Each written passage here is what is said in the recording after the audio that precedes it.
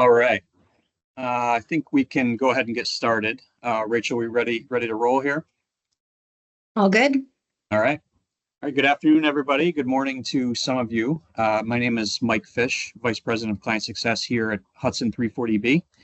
Joining me from the Hudson team, I have Rachel Sari, our Client Success Manager.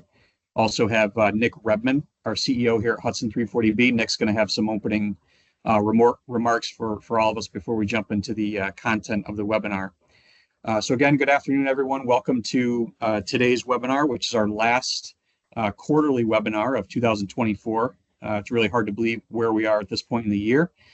Today's webinar, we're super excited about with the timing of everything going on, and getting past the some of the election and some changes coming up with the program. Today's webinar, 340B Advocacy, Navigating Challenges and Protecting Access to 340B. So thrilled to have you join us. This is a Hudson client-only webinar today. It's an important conversation. We continue to fight for the sustainability of the 340B program that we all do on a daily basis.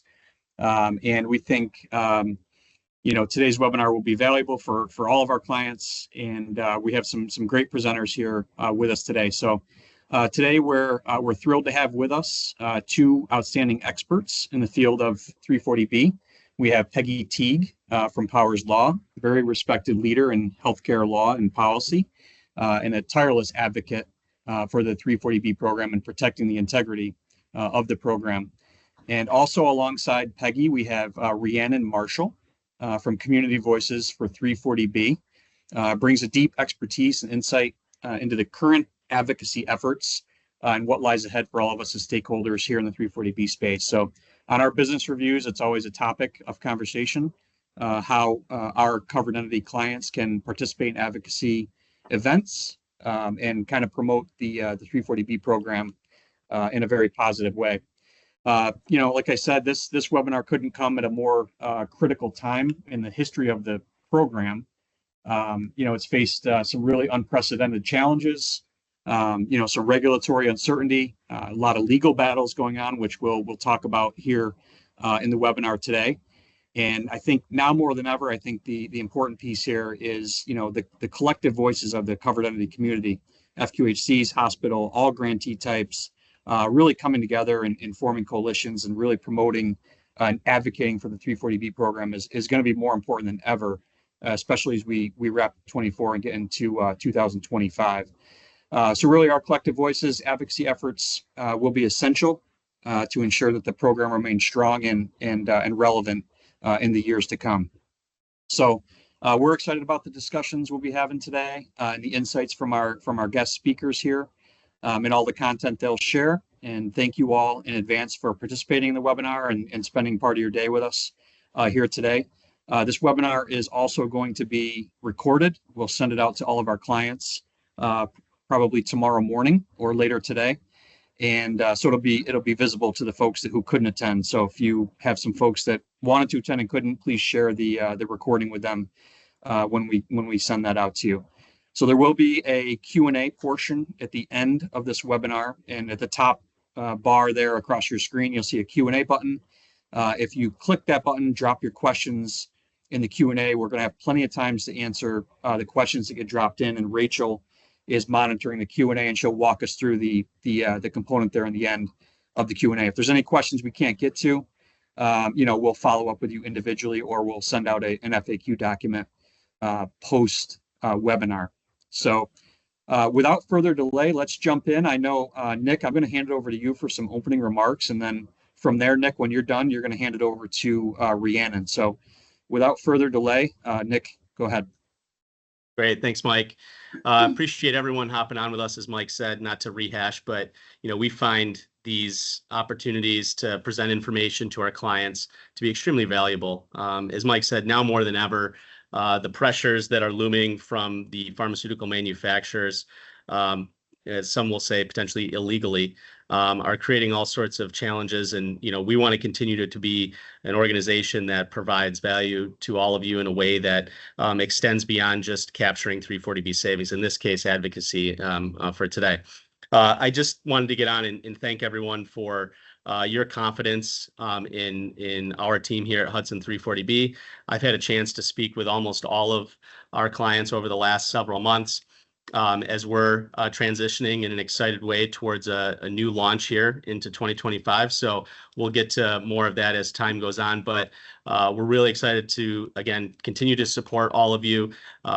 We have that open access policy as Hudson 340B. So if there are ever any questions, comments, concerns that extend obviously beyond the webinar series into your programs, we've got great resources here to help. And Mike and Rachel, myself, I'm always available. I think a lot of you have my number. You need to get in touch with me, but we will continue to support you in a way that hopefully exceeds expectations and provides a service standard that is unparalleled in the industry. So we want to thank all of you again for your confidence and support in us. I want to wish everyone a happy holiday season upcoming. It's going to be here before we know it. Hard for me to believe. I've got 3 kids to, shop for. So that's coming up pretty quick. But I hope you all get an opportunity to spend time with those that you love and care about this season, and know that we're here to help any way that we can. So I will flip it over now to Rhiannon and look forward to connecting with all of you as soon as possible. So thanks, everyone. Thanks, Rhiannon. The floor is yours. Thanks, Nick and Mike and Rachel. Thank you so much for that warm welcome. We are thrilled to be here with you and Hudson Headwaters. What a good partner in advocacy and all things in 340B. So thank you for having us. We are looking forward to diving in this very timely webinar. So let's go. As Mike kindly said, this is Peggy and myself. I did choose the least flattering pictures that I could find of us. Thank you so much for that, Rhiannon. You just had to, didn't you? I had to, because it's a good day to be humble. So I am Rhiannon Klein. I'm the National Director of Advocacy for CB340B, and I am joined here by the illustrious Peggy Ty, who is a principal at Powers Law. You want to say anything, Peggy? No, I got plenty to say, but I'll wait. All right. So who is CB340B? If this is your first encounter with us, we are the only national organization that provides a space for all 340B stakeholders to come together and defend the 340B program. We are a 501c3 grassroots organization, which means that we are nonpartisan. And everything that we do is geared towards enabling community members, covered entities like you, to tell your side of the 340B story. Why is 340B vital to you? Why is the program an essential tool for your community? And how is it making an impact in your world? So many of you, no matter what stage of your advocacy journey you are on in the 340B program, you know this problem deeper than any of us. No one knows about 340B. You say the word 340B and people's eyes glass over and they think, oh man, I'm in for it. So how do we educate a public on the importance of the program when sometimes even your staff doesn't even know what 340B is and how integral it is to their jobs, their ability to serve the patients? So the solution that we have come up with at CB340B is we practice a 360-degree approach to advocacy. We recognize the importance of educating the general public, patients, family members, community representatives, faith-based leaders, while also connecting and sharing the knowledge amongst those in the 340B space. We recognize that before we can do advocacy, we have to educate people. The 340B program is the most complicated, least complicated program to advocate for, because it really is something that enables the healthcare provider to provide more and better services to the community, and people understand that. So if we start with education and then move into advocacy, we found that we can really wrap people, do that wraparound care kind of thing with your advocacy programs. So I'm going to kick it over to Peggy to talk about what everybody's thinking about the election. Go ahead, Peggy. Right. And I'm going to try to keep it tied to 340B. So I will start by saying politics is not for the faint of heart. If you are used to your job and what you do in your job, and every 4 years and sometimes 2 years, the whole world changes on you. You got to take a breath. You got to figure it out. And I would like to leave you with a message of hope. We have done this before. We did it for 4 years. We can do it again, and we can defend the 340B program. That is not to say that the new administration is decidedly on a mission to destroy the 340B program. Yes, I said that out loud. There are detractors on 340B in the incoming administration. It does not mean that is their highest priority. In fact, I only heard one person in the election campaign from the Trump campaign talk about the 340B program. It was an important person, but it is hopeful that that was not a giant part of the conversation. Bigger parts of the conversation, to my chagrin, were negative and sad and anti-immigration, and some would say hateful. That hurts my heart, because what we're trying to do is really propel a vision of opportunity and of help and assistance, where we know that the federal grant programs in particular do not cover the needs of our safety net. So part of my message of hope, and this we learned very strongly from the states and what the states did last year, is that Republicans and Democrats agree on something. Sorry if I stole this from you, Rhiannon, but it's so good I have to say it out front. Drug prices are too high. There it is. There's an agreement between Republicans and Democrats. Drug prices are too high, and we got to do something about it. Why are we winning at the state level? Because not only were Democrats pushing for this, but Republicans were pushing to protect the safety net.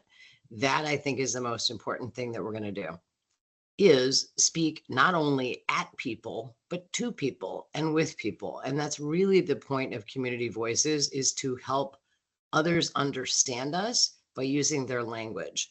I like to tell people I speak Democrat and I speak Republican. That's what I do. It's not different messages necessarily. It's the emphasis on the message and what you talk about.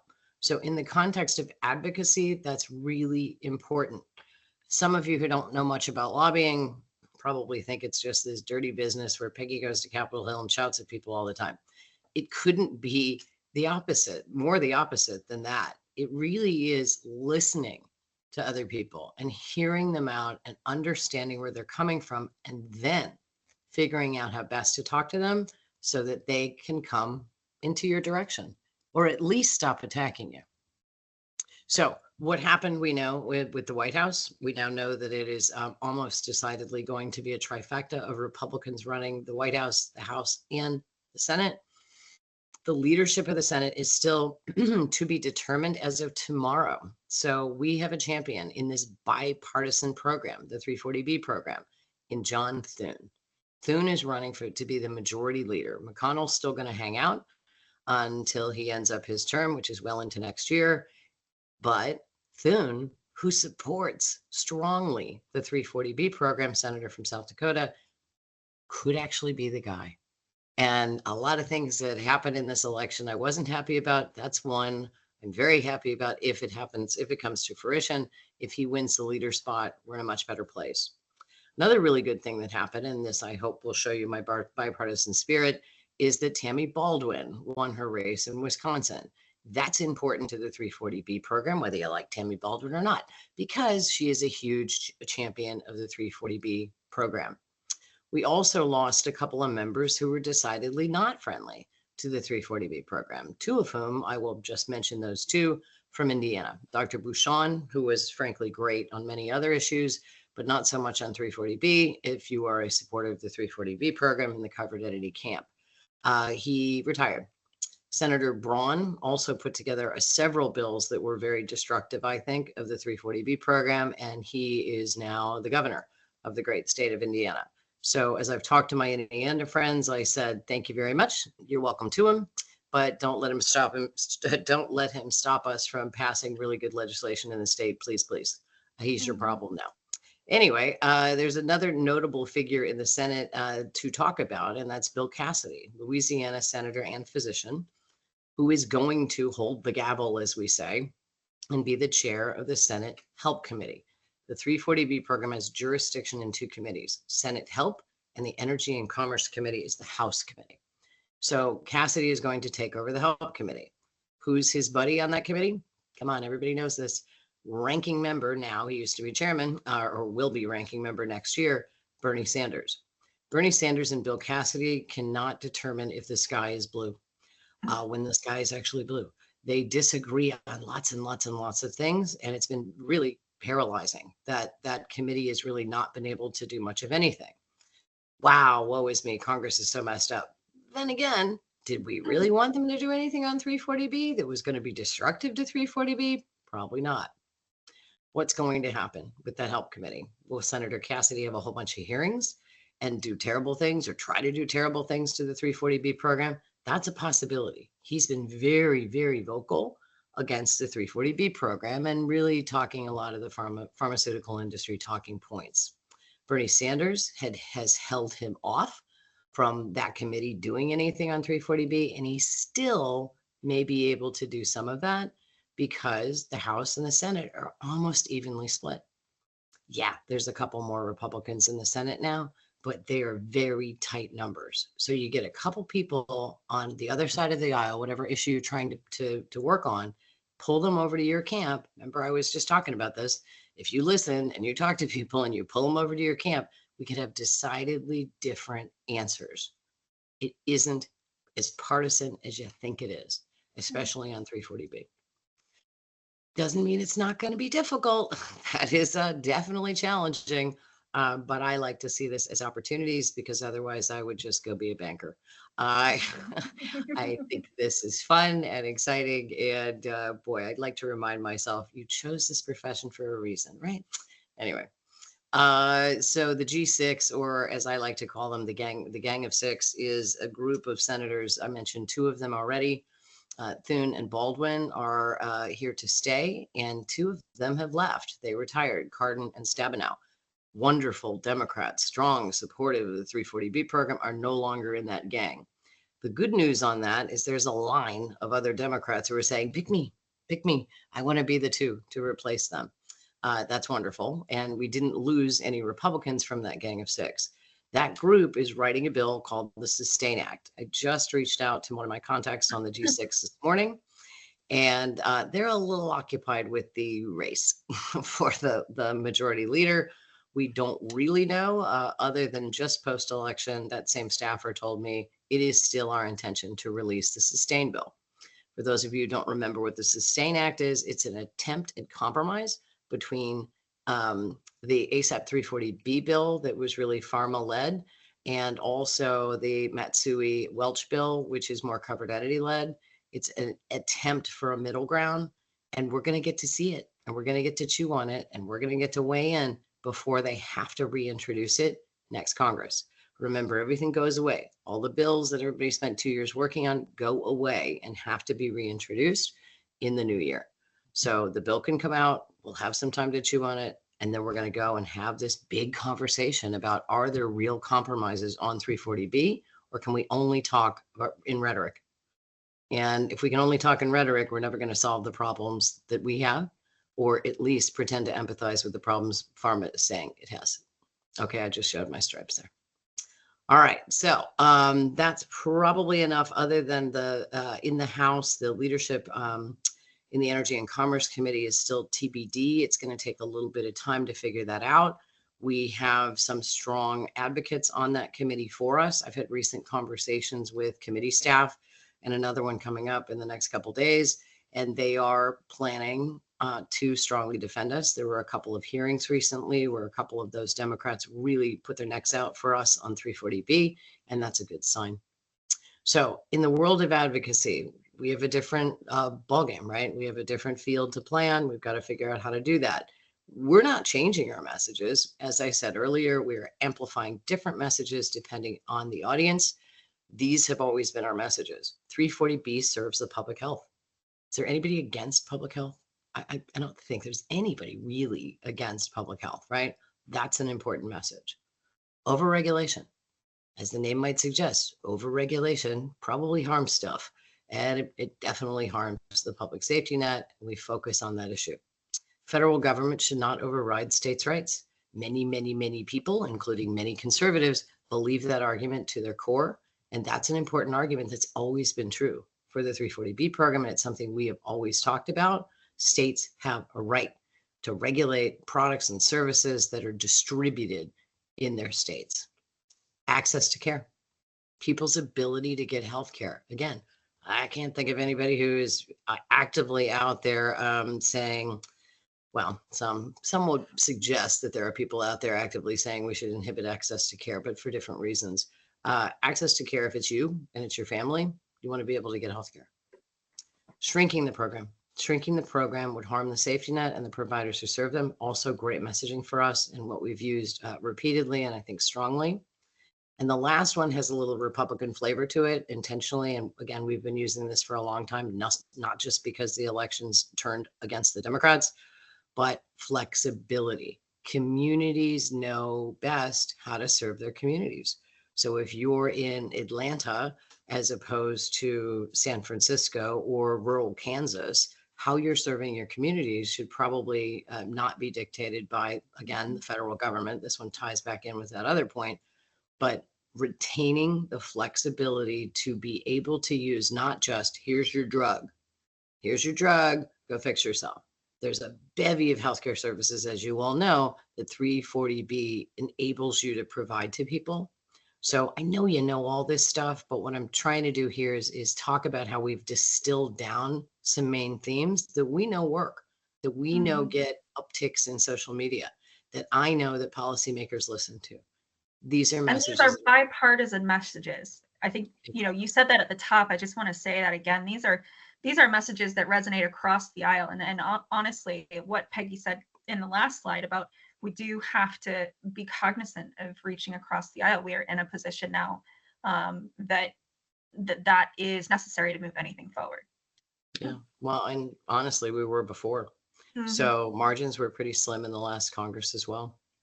So moving on. So just wanted to remind you all of those main themes. And then I have floated these couple topics, and I promise we'll get back into deep advocacy in a second. But I wanted to give you, as I call it, the playing field or the ballpark. So federal update, the three bills I talked about, there's Matsui Welch, which is the covered entity friendly bill. And then on the right, we've got ASAP 340B bill, which is much more pharmaceutical friendly. And then this middle is this SUSTAIN Act. I won't go through and tell you each of these items on the chart, but do take a moment to take a look at them. Are they partisan? Are they not partisan? Is it comprehensive? Is it not comprehensive?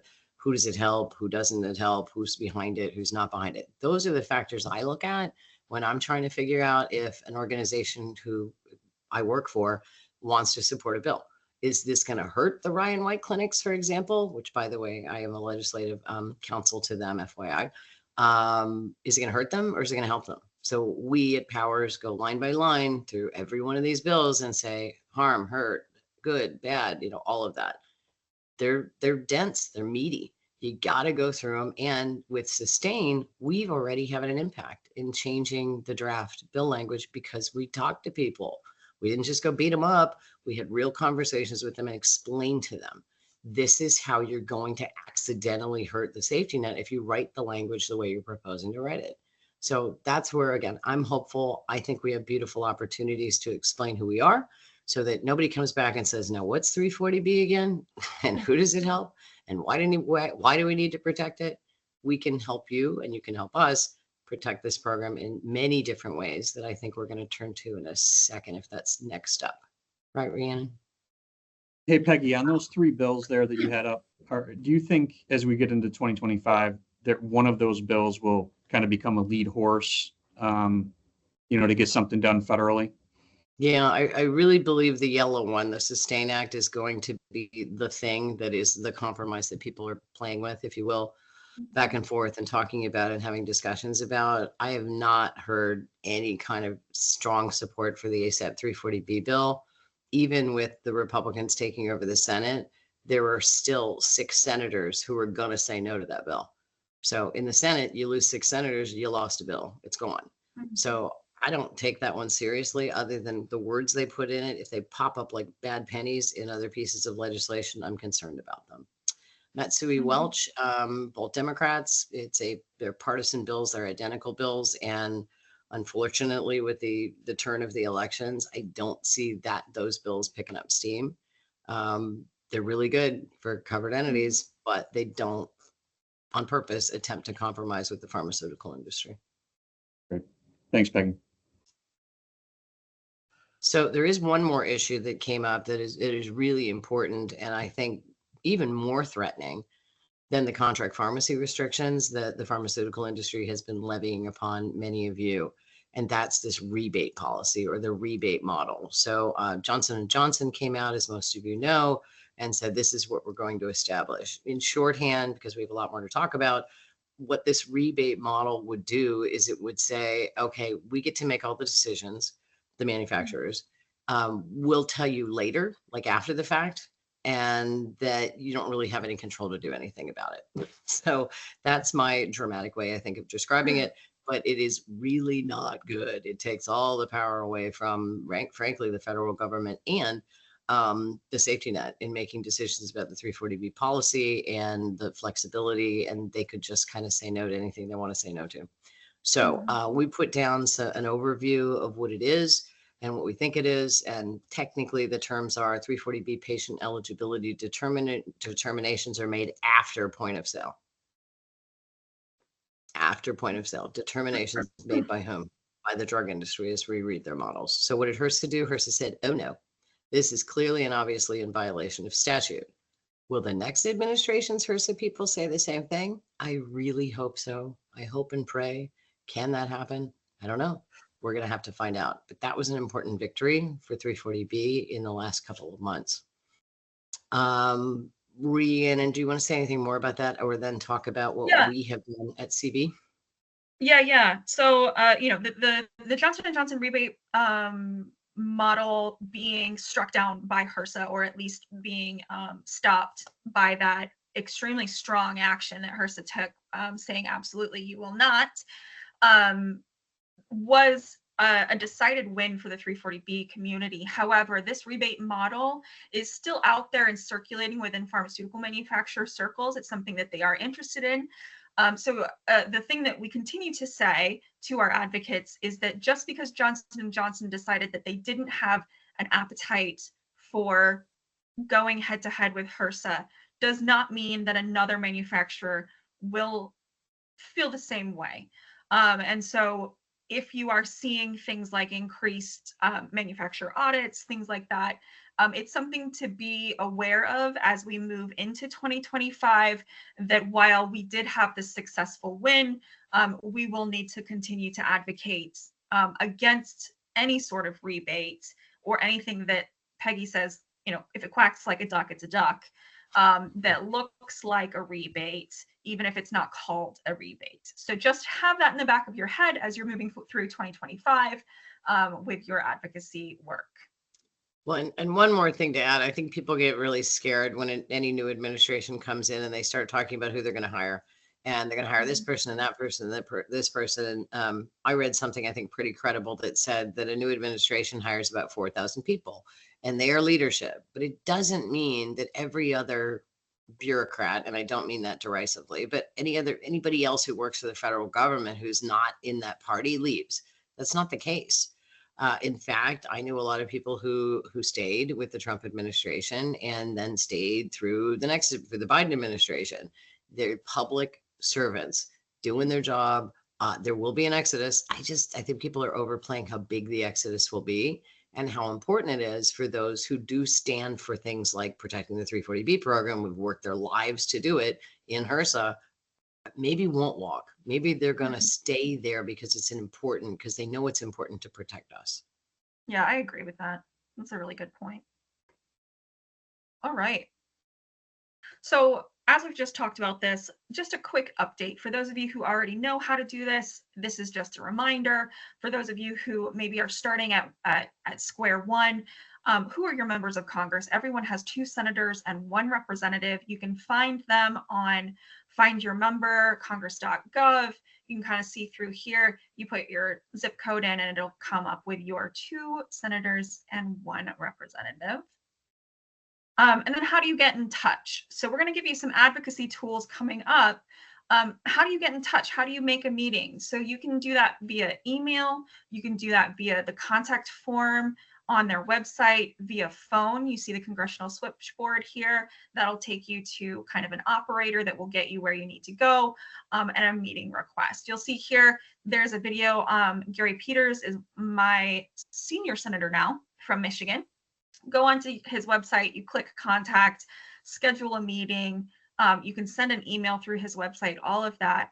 And then you kind of get started in that relationship that you will develop over the next few years. So this is just a quick update and reminder of how we do those things. So CB340, yeah, go ahead. If I could just add, distinguishing grassroots and grass tops, they're both very important. So grassroots is you communicating the ways that Rhiannon just talked about. Once you develop a kind of relationship with the office, you can become what we call a grass tops person, where you may be talking to the legislative assistant for help on a regular basis, not just to bother them, but to give them information, to talk about things that they need to know, to ask them to help you on things. So being an influencer to a member of Congress or being grass tops is where you can take that to the next level. Yeah, and Peggy says not to annoy them, but I also say use this as your opportunity to give you an outlet for the most annoying parts of your personality. Yeah. You know, You're not annoying if you've given them something and then you ask Yeah. later. It's like a friendship, Exactly. right? Yeah. It's a friendship. It's a friendship where you constantly send them 340B information. So the CV340B toolkit, we've created a bevy of tools and resources that will help you to bring awareness to your patients and your community, as well as your policymakers, around the 340B program and the role that it plays in public health, and the drug industry's attacks on the program. So there are two sides of that. So I want to make sure that you all hear us say it is both about 340B's role in public health and the drug industry's attack on the program, because they are both equally, we need to be talking about both of them. So we'll go through kind of all of these from the top here. Regional advocacy groups are a great place for you to meet other people in the 340B world. We have online educational resources on our website. Those come in different kinds of packages. So we have infographics, we have covered entity education. We'll talk a little bit about that. Lunch and Learns. Peggy and I do these things, the Peggy and Rhiannon Traveling Show, where we can come in and talk to you about the 340B program and talk to your staff about the 340B program. Then we have an advocacy roadmap on our website, which is a great place for your patients to start if you feel like you don't know necessarily how to get them into action. There's an advocacy roadmap on our website where you can just go in and say, I'm a patient. They click on that and they say, here are your 4 options of what advocacy action you could take. And it takes them through step by step what each of those are. Every year, CB340B hosts a Defend 340B March on Capitol Hill in Washington, D.C. In the sweltering heat. It is a lot of fun. And we usually have about 100 people come out. It happens right after the 340B Coalition Summer Conference. So if you're already there in National Harbor to be at the conference that 340B Health and the 340B Coalition goes on, then you can come with us. We have buses that bus people over to Capitol Hill. We march down Capitol Hill, and then we have an after party with some food and some drinks and things like that. It's a great way to physically show your support for the 340B program. And it makes an impact every time we're there, that, policymakers and their staffers are coming in and out of the doors. They see us, they hear us chanting. It's a lot of fun. So definitely, if you are in DC next summer, let us know. We're going to be tweaking it, adding some things this year that I think are going to be pretty exciting. If I could add before you go deeper, Rhiannon, just on regional advocacy groups, if you can stand to listen to us for once a month for half an hour. What we do is we lead these calls and we tell you what the hot poppin' news is on 340B, and then we talk to other people on the team and get their advice and their input. And they're in regions. So if you're in the South, region, Southwest region, or you're going to be in the Northeastern region. You self-select and decide to be on those calls and hang out with 30 or so people and just talk about what the news of the day is on 340B. We're growing exponentially. I think we used to have 2 or 3 people who would join these things, and now my screen is filled and I have to jump to the next screen to see who's on the calls.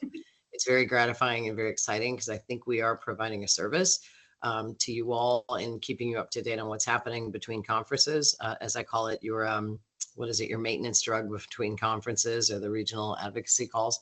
So if you can join us, that'd be great. And even those of you who are like, I'm a pharmacist, I don't like politics, it's icky, I don't want to deal with it, it's gross. Trust me, once you've been on a couple of these calls, you'll realize where you're most comfortable advocating for 340B. The fact that you're on this call probably means that you want to, or you have advocated for 340B. There's so many different ways to do it. Rhiannon's tagline has been choose your own adventure. And I think it's very apt. We're not going to push you into doing 10 things tomorrow. It's what is your comfort level? Are you a speaker? Are you a writer? Do you want to be on film? Do you want to just sit on a call and absorb information and tell other people? Do you want to train other people? Plenty of opportunities here. Yeah. So that's kind of what this toolkit is all about, choosing your own adventure. So then the last 3 here, customizable digital ads, co-hosted webinars like this, and 340B power stories. So we're going to talk a little bit more about those in depth.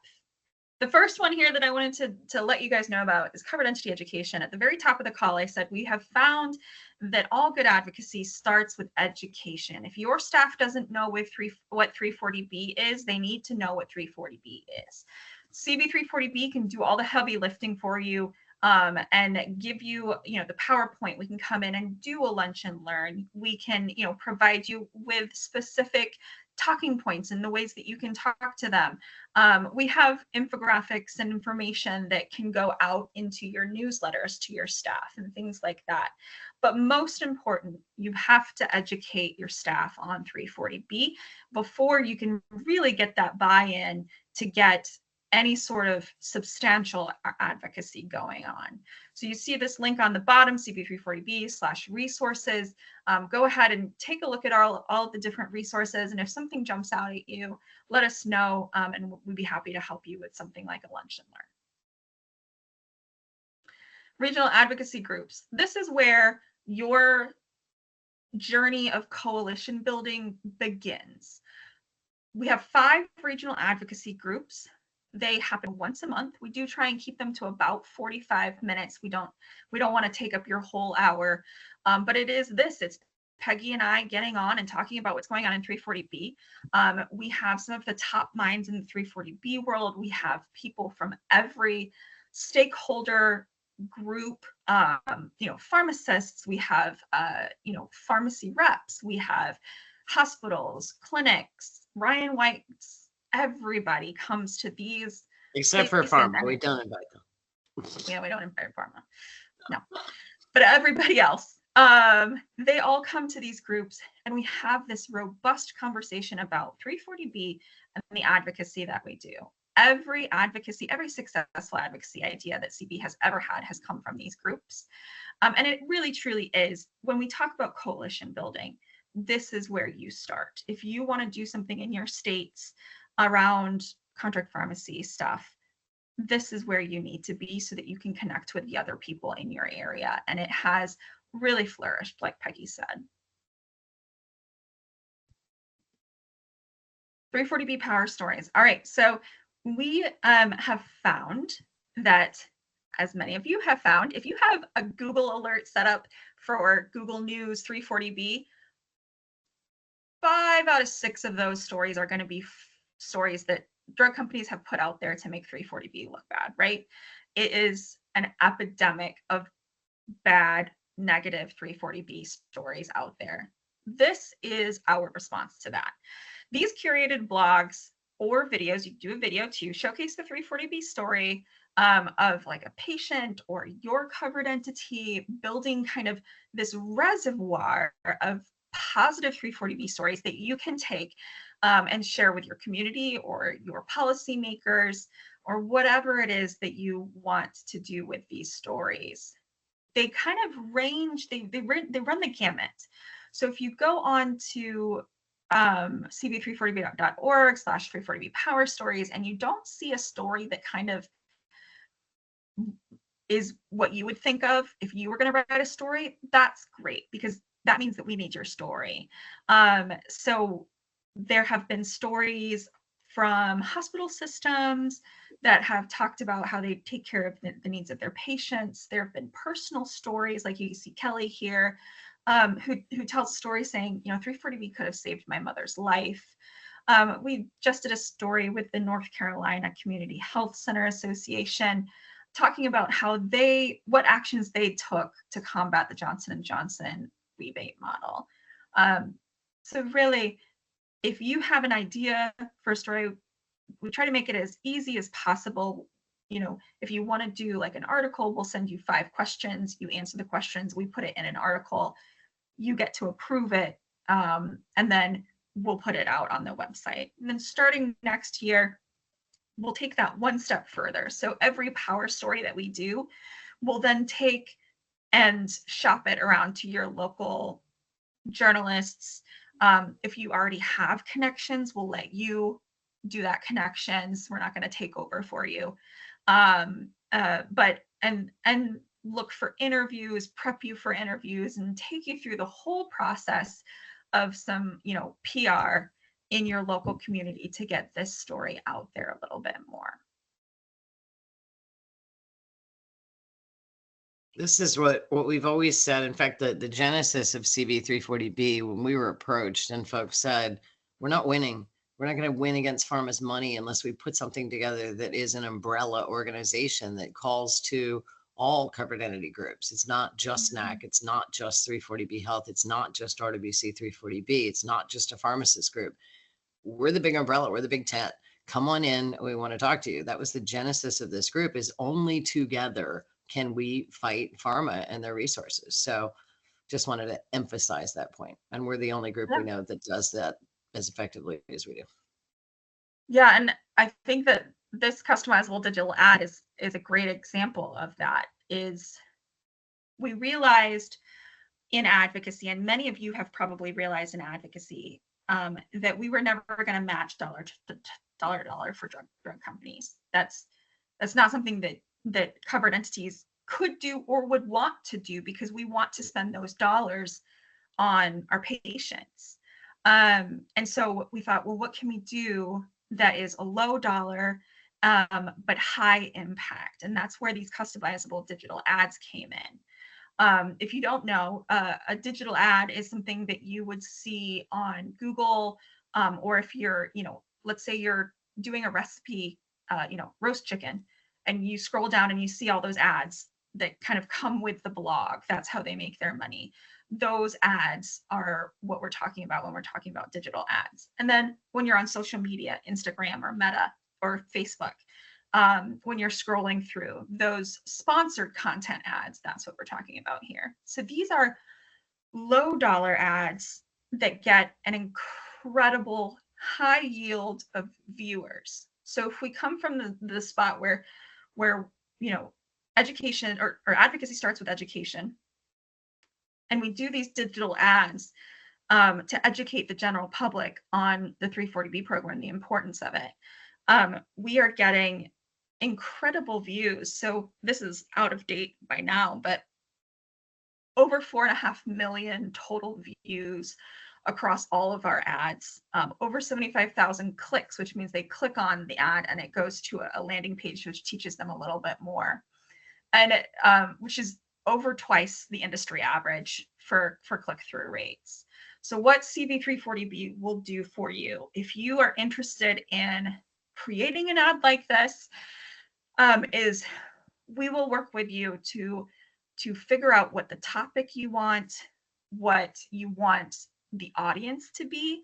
With customizable digital ads, you can tailor the audience down to a very specific sector of people. So let's say you're in rural Indiana, you want to tailor it to conservatives in rural Indiana. That's who you want to see your ad.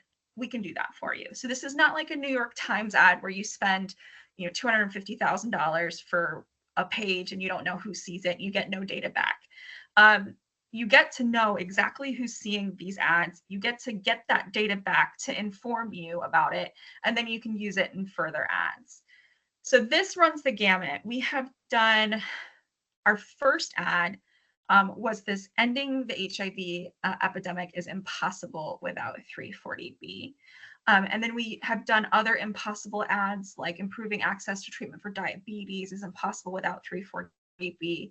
And we work with Damien Center in Indiana to do something a little bit more hard hitting, is don't let pharma increase your family's taxes. This one went over tax season, and it got an incredible response. People loved this message. They understood inherently that pharmaceutical manufacturers are trying to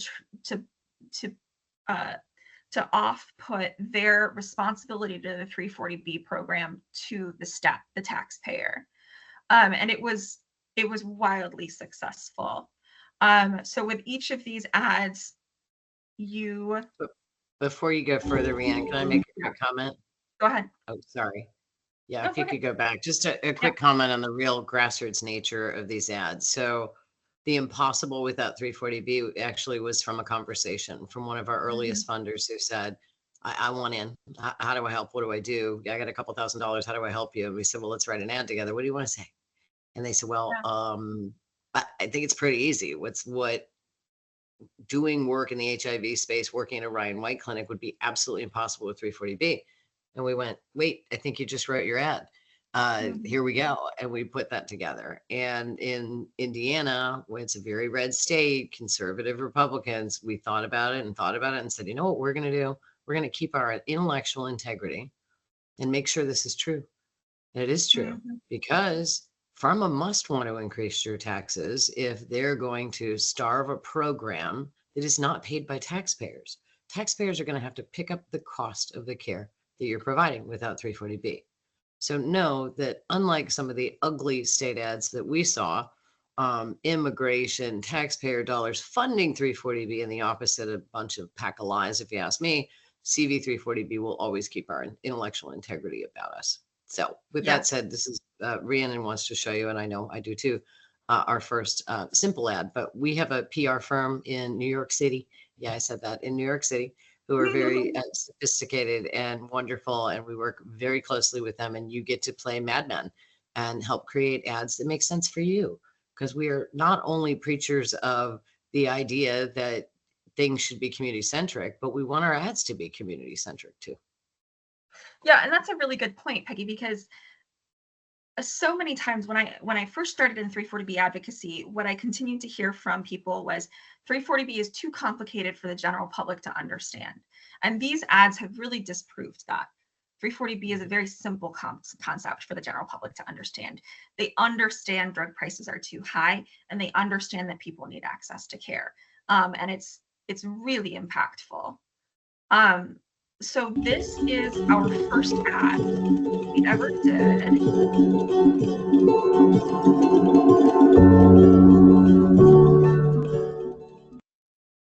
And it ran across, linked or Facebook, Meta, Google Display, Google Search Ads. When you clicked on it, it goes to this landing page, and it had some infographics that went along with it.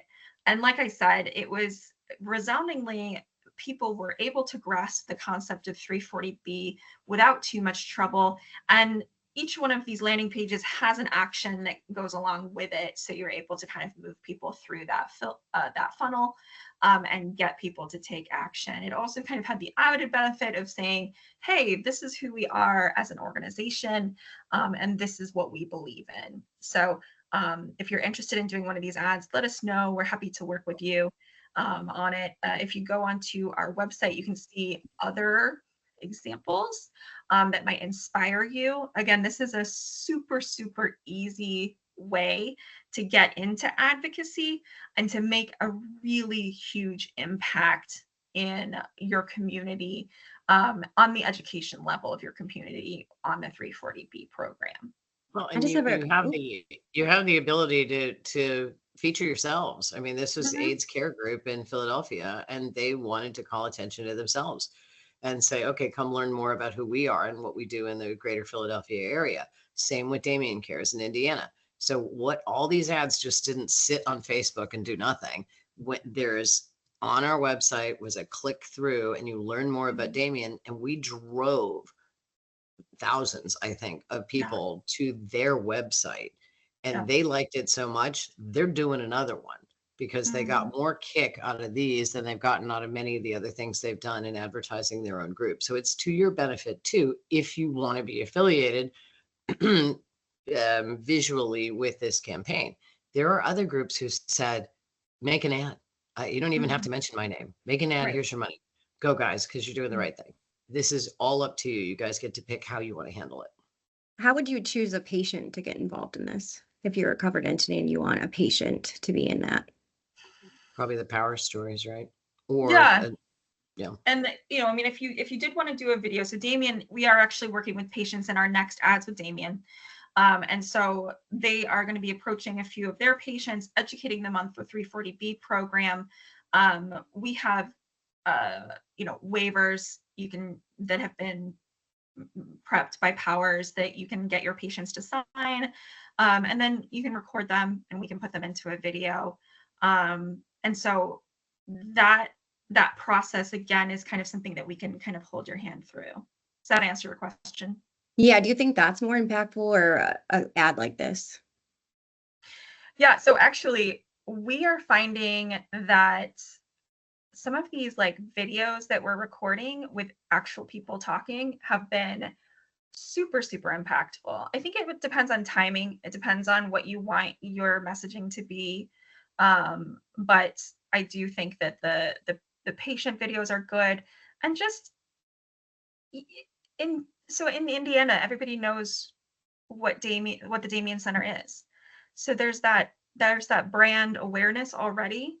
So kind of getting to peek behind the curtain is something really relatable for people. Or a patient wants to write an ad as opposed to be a video ad, or they want to send a message to a policymaker saying, let me tell you why this matters to me. My, aunt survived blah, blah because of 340B. We took her to this hospital. She couldn't get care. We took her to this center and she got care, whatever the case may be. Mm-hmm. Yep. So we've done all of this advocacy talk. Here, we'll leave you with a few of the talking points that we think are the most useful in your everyday life. Protect patient access to care. Number one, the 340B program is about access to care. Drug companies might want to turn this into a direct-to-patient discount, but it would be the worst thing for 340B and the worst thing for the patients, because ultimately the way that the 340B program is set up is genius and has increased access to care for millions of people. The second one, transparency is a ruse. What looks like transparency to drug companies is overburdening and overregulation for the 340B program. Even more than that. Yeah, they take this information, as many of you know, and they use it against us. So in the early fight with pharma, they just said, oh, all we want is transparency. Don't worry, we're not coming after to harm the 340B program. If all we have is transparency, then we're all going to be fine. Well, that was belied by the fact, and I emphasize belied by the fact that the ASAP 340B bill was absolutely not just about transparency. It was about completely reformulating the 340B program. So I didn't believe that when they first started using it, and I definitely don't believe it now. It's not just about transparency to them. Yeah, there's such a thing as bad faith, bad faith actions, and I think this is definitely one of them. And that leads on to protecting federal authority and states' rights. There is an undercutting of the states' rights in a lot of what's going on with drug manufacturers right now and the way that they talk about the 340B program. And so when we are talking about 340B, we have to continually say states' rights, states' rights, states' rights, because ultimately, right now, what's winning the day is those state contract pharmacy bills. And then the federal authority is as opposed to pharma making up the rules. yes, that's again the Johnson & Johnson rebate. Any rebate that comes up in the future, that's where we're looking at the federal authority reigns there, not drug manufacturers' wishes. And then protecting program integrity. This just across the board is an important thing for us to be talking about constantly. We continue to protect the integrity of what has been laid out in 340B as this genius idea of 340B increasing access to care. Yep. And making sure manufacturers have program integrity too, that they are also subject to audits, and they've had a handful of them, but they hundreds and hundreds and hundreds of audits of covered entities. Yep. Yep. Awesome. So those are some talking points you can kind of take into the future. Rachel, sorry, you were saying something. Nope.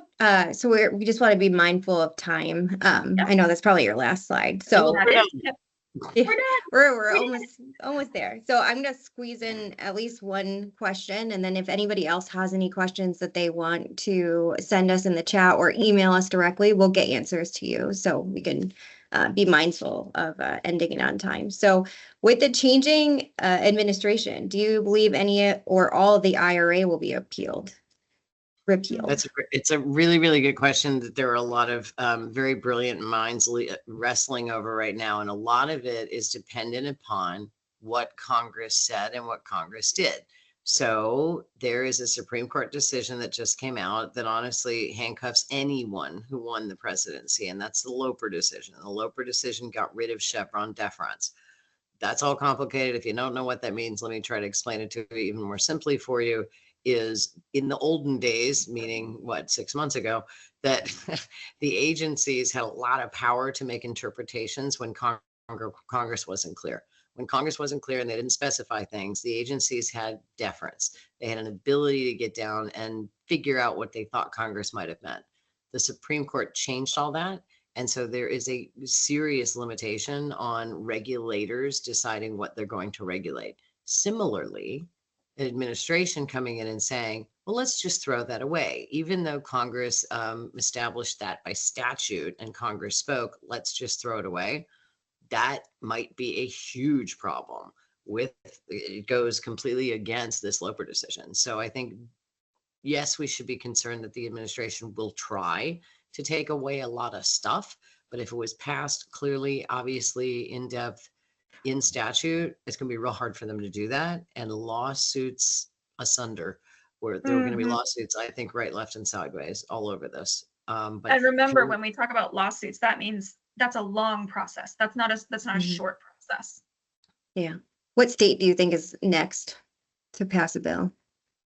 Oh, I can't say. We're working with several of them, and I'm excited for all of them. And it would feel like I'm picking favorites. Yeah, there's several folks who are very excited about getting going and having the opportunity, and their elections matter too. Who's the governor? Like I mentioned in the Indiana case, we had an issue with a couple of governors across the country who made it difficult, and in one case, impossible to pass the law we needed to pass. So we'll see going forward. But yeah, I'm excited for all of them because we had a really good record last year, and there was 8 of them, and I worked on 7 of them with my team at Powers, and we want double that going forward because the states. I'm going to say Michigan because I'm biased. Like to see that too. Perfect. So we are going to wrap up. Thank you both so much for your time, and thank you everybody for joining us. And if you guys ever need anything or if you have more questions, feel free to email Mike and I, and we will get back to you and answer all your questions. So thank you all. Have a good day. Rhiannon, thank you very much. Appreciate it. Great job. Thank you. Bye all. Thanks, everyone. Bye.